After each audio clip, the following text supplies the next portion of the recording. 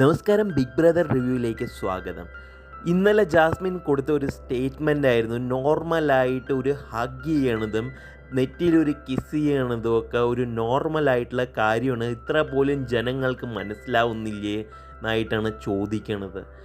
ഇത് ഒരു നോർമലായിട്ടുള്ള കാര്യം തന്നെയാണ്. ഒരു ഭാര്യ ഭർത്താക്കന്മാർ ചെയ്തു കഴിഞ്ഞ് കഴിഞ്ഞാൽ ഇതൊരു നോർമലായിട്ടുള്ള കാര്യമാണ്.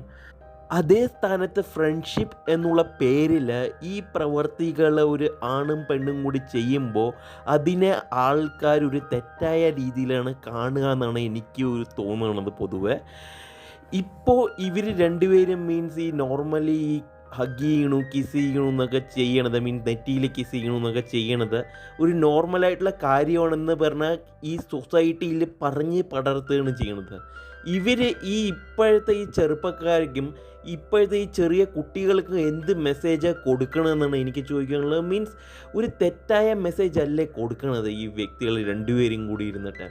നിങ്ങളുടെ അഭിപ്രായം എന്താണ്? ഇവർ രണ്ടുപേരും ഒരു തെറ്റായ മെസ്സേജാണോ കൊടുക്കുന്നത്, അത് ഒരു ശരിയായ മെസ്സേജാണോ കൊടുക്കുന്നത്?